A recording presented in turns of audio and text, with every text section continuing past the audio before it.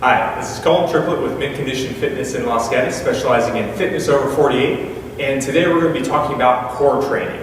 Now everybody wants a stronger core, but most people don't train it the right way.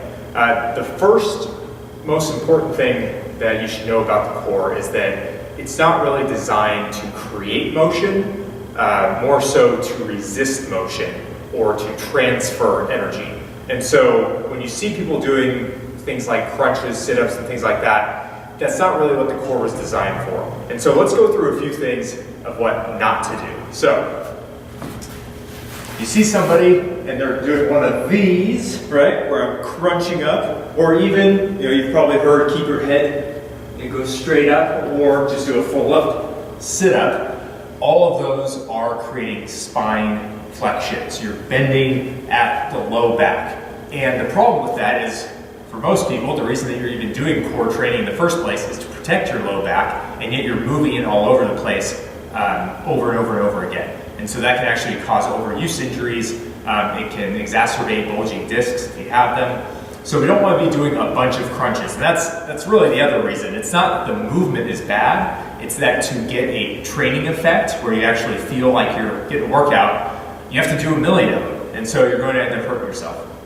So don't do anything like that. I would also not do any type of side crunch, straight side crunch where you're just focusing here. There are movements that you can do like that, but the key is to try to keep a little bit of a longer spine and not focusing so much on the crunching motion of it. So things like that I wouldn't do. Things I would do is anything where your core stays stable but your extremities move. So planks are a great example. Just a basic plank. Here, what you are resisting, so the core is great for resisting motion, you're resisting this from happening, right? We don't want the back to extend there. So you're gonna hold here, and then you can start adding variations. So I can move my arms, I can move my legs, I can crawl, all types of things where you're making it more challenging for your core to not move, to not allow the spine to change position.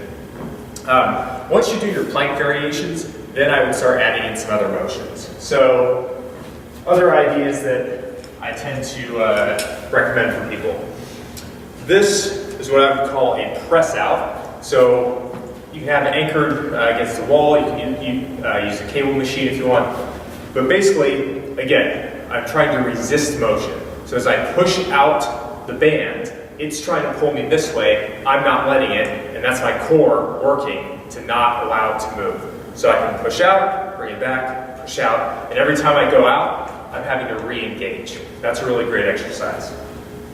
You can also do things like chops and lifts. A lift would be from the bottom. I'm going to show you a chop. And so from here, again, my upper back is rotating, but my belly button should be staying straight forward all the way through the motion. So I'm going to chop down and come back, chop down, come back. So as I go through this, again, my arms are moving, my upper back is moving, but this stays sturdy, and I'm resisting the temptation to either crunch down or extend back when I go back up. So if this stays stable and everything else moves around it, we're training the core in the right way. And that's going to really translate to your sports, tennis, golf, soccer, whatever you're doing. If you can stay strong here and have everything else move, that creates a lot of power. It also keeps you safe. It keeps your back from going into a position that you don't want it to go into because you're able to control motion. So start training your core that way. You'll start feeling better with your core strength, but you also start feeling better if you do have any back issues. I hope that helps. Let us know if you have any questions though.